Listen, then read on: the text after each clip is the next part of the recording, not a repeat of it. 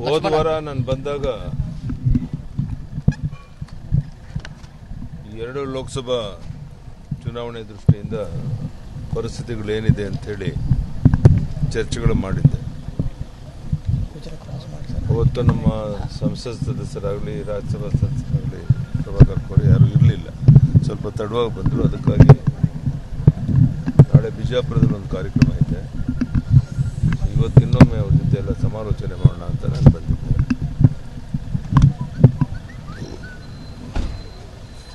ನಾಳೆ ಬಿಜಾಪುರದಲ್ಲಿ ಒಂದು ವಿಶೇಷ ಒಂದು ಕಾರ್ಯಕ್ರಮ, ನಂತರ ಇನ್ನೊಂದು ಕಾರ್ಯಕ್ರಮ ಮುಗಿಸಿ ಸಾಯಂಕಾಲ ಬೆಂಗಳೂರಿಗೆ ಹೋಗಿ ಅಲ್ಲಿಂದ ನಾಡಿದ್ದು ನಾಳೆ ರಾತ್ರಿ ಡೆಲ್ಲಿ ಹೋಗ್ತೀವಿ. ಈಗ ಲೋಕಸಭೆ ಚುನಾವಣೆ ಟಿಕೆಟ್ಗಾಗಿ ಚಿಕ್ಕೋಡಿ ಮತ್ತು ಬೆಳಗಾವಿ ಸಾಕಷ್ಟು ಪೈಪೋಟಿ ನಡೆದಿದೆ. ಚಿಕ್ಕೋಡಿ ಆಗಲಿ ಬೆಳಗಾವಿ ಆಗಲಿ ರಾಜ್ಯದ 28 ಯಾವುದೇ ಕ್ಷೇತ್ರ ಆಗಲಿ ಸಹಜವಾಗಿ ಪೈಪೋಟಿ ಇರುತ್ತೆ. ಗೆಲ್ಲಬೇಕು, ಬಿಜೆಪಿ ಗೆಲ್ಲುವಂಥ ಒಂದು ವಾತಾವರಣ ಇದೆ ಅಂತ ಒಂದ್ಸರಿ ಕಾರ್ಯಕರ್ತರ ಜೊತೆ ಸಮಾಲೋಚನೆ ಮಾಡಿ ಇಲ್ಲಿ ವಾಸ್ತವಿಕ ಸ್ಥಿತಿ ಏನಿದೆ ಅನ್ನೋದನ್ನು ಕೇಂದ್ರದ ನಾಯಕರು ತಿಳಿಸೋದಷ್ಟೇ ನನ್ನ ಕೆಲಸ. ಮತ್ತೆ ಬೇರೆ ರೀತಿ ಸರ್ವೆ ಇದೆಲ್ಲ ಮಾಡಿಸಿ ಯಾರು ಗೆಲ್ಲಕ್ಕೆ ಸೂಕ್ತ ಅಭ್ಯರ್ಥಿ ಅನ್ನೋ ತೀರ್ಮಾನವನ್ನು ನಮ್ಮ ರಾಷ್ಟ್ರೀಯ ನಾಯಕರು ತಗೊಳ್ತಾರೆ. ಇಲ್ಲೇನು ಅಭಿಪ್ರಾಯ ಬರುತ್ತೆ ಅದನ್ನು ತಿಳಿಸುವಂತ ಒಂದು ಪ್ರಾಮಾಣಿಕ ಪ್ರಯತ್ನ ನಾನು ಮಾಡ್ತೇನೆ.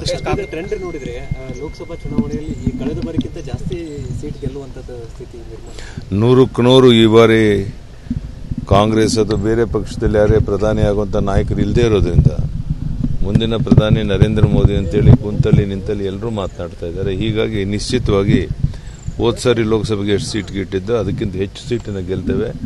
ಮತ್ತೊಮ್ಮೆ ಈ ದೇಶದ ಭವಿಷ್ಯದ ದೃಷ್ಟಿಯಿಂದ ನರೇಂದ್ರ ಮೋದಿಯವರು ಪ್ರಧಾನಿ ಆಗಬೇಕು ಅಂತ ಎಲ್ಲರ ಅಪೇಕ್ಷೆ. ವಿಶೇಷವಾಗಿ ಯುವಕರು ತುದಿಗಾಲಲ್ಲಿ ನಿಂತಿದ್ದಾರೆ. ಏಪ್ರಿಲ್ 2nd ವೀಕಲ್ಲಿ ಬಹುಶಃ ಚುನಾವಣೆ ನಡೆಯಬಹುದು. ನಿಶ್ಚಿತವಾಗಿ ಸ್ಪಷ್ಟ ಬಹುಮತದೊಂದಿಗೆ ನಾವು ಗೆದ್ದು ಬರ್ತೇವೆ. ಮತ್ತೊಮ್ಮೆ ನರೇಂದ್ರ ಮೋದಿ ಅವರು ಈ ದೇಶದ ಪ್ರಧಾನಿ ಯಾವುದೋ ಆ ಥರ ನಾವು ಚರ್ಚೆ ಮಾಡೋದು ಇಲ್ಲ, ಅಭಿಪ್ರಾಯಗಳನ್ನು ಕೇಳ್ತೇವೆ, ಡೆಲ್ಲಿಯವರು ತಿಳಿಸ್ತೇವೆ. ಇಲ್ಲ ಯಾರು ಹೇಳಿದ್ರು ನಿಮಗೆ? ನಾನು ಯಾರನ್ನು ಭೇಟಿ ಮಾಡೋ ಪ್ರಶ್ನೆ ಇಲ್ಲ. ನಾವು ಪ್ರತಿಪಕ್ಷದಲ್ಲಿ 3-4 ಜನ ಇದ್ಕೊಂಡು ನಮ್ಮ ಕೆಲಸ ನಾವು ಮಾಡ್ತೇವೆ.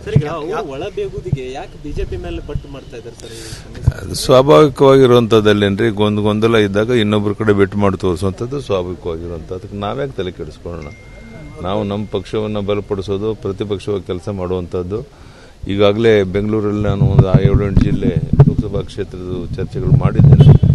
ನಂತರ ಡೆಲ್ಲಿಗೆ ಹೋಗಿ ಬಂದಮೇಲೆ ಮತ್ತೊಮ್ಮೆ 28 ಕ್ಷೇತ್ರದ ಇದೇ ರೀತಿ ಚರ್ಚೆಗಳು ಮಾಡಿ MLA, MLC, MPಗಳು ಉಳಿದೆಲ್ಲ ಮುಖಂಡರುಗಳ ಅಭಿಪ್ರಾಯಗಳನ್ನು ಪಡೆದು ಆ ವರದಿಯನ್ನು ಡೆಲ್ಲಿಗೆ ಕಳಿಸ್ಕೊಡ್ಬೇಕು ಅಂತ ಹೇಳಿದರೆ ಆ ಕೆಲಸ ನಾನು ಮಾಡಿ. ಅವರು ಗೊಂದಲ ಒಳಬೇಗುದು ಬಿಜೆಪಿಗೆ ಲಾಭವಾಗಿ ಪರಿಣಮಿಸುತ್ತೆ? ಪ್ರಶ್ನೆ ಏನಿಲ್ಲ, ನಾವು ಪ್ರತಿಪಕ್ಷದಲ್ಲಿ ನಮ್ಮ ಕೆಲಸ ಮಾಡ್ತೇವೆ. ಅದು ಎಲ್ಲಿಗೆ ಯಾವ ತುದಿಗೆ ಮುಟ್ಟುತ್ತೆ ಅಂತ ಕಾದು ನೋಡೋಣ ಅಷ್ಟೇ. ಅಂದ್ರೆ ಸರ್ಕಾರವನ್ನು ರಚಿಸತಕ್ಕಂತ ಯಾವುದೇ ಪ್ರಯತ್ನ ನಾವು ಆ ಥರ ನಮಗೇನು ಸಂಬಂಧ ಇಲ್ಲ. ನಾವು ಪ್ರತಿಪಕ್ಷದಲ್ಲಿ ಕೆಲಸ ಮಾಡಬೇಕು ಅಂತ ತೀರ್ಮಾನ ಮಾಡಿದ್ವಿ. ಅತೃಪ್ತ ಶಾಸಕರನ್ನ ಸಂಪರ್ಕ ಮಾಡಿದ್ರೆ ಬಿಜೆಪಿ ಬರ್ತೀವಿ ಅಂತ ಯಾರನ್ನೂ ನಮಗೆ ಸಂಪರ್ಕ ಮಾಡಿಲ್ಲ, ನಾವ್ಯಾರನ್ನೂ ಸಂಪರ್ಕ ಅವ್ರು ಬಂದ್ರೆ ಸ್ವಾಗತ ಮಾಡ್ತೀರಾ ಸರ್? ಅಕಸ್ಮಾತ್ ಬರ್ತೀವಿ ಅಂತ ನಾನು ಪ್ರಶ್ನೆಗೆ ಯಾವುದೋ ಉತ್ತರ ಕೊಡೋದಿಲ್ಲ. ಆದರೆ ಯಾರು ನಮ್ಮ ಸಂಪರ್ಕದಲ್ಲಿ ಇಲ್ಲ. ನಾವು ಪ್ರತಿಪಕ್ಷದಲ್ಲಿ ಕೆಲಸ ಮಾಡಬೇಕು ಅಂತ ತೀರ್ಮಾನ ಮಾಡಿದ್ದೇವೆ. ಧನ್ಯವಾದ.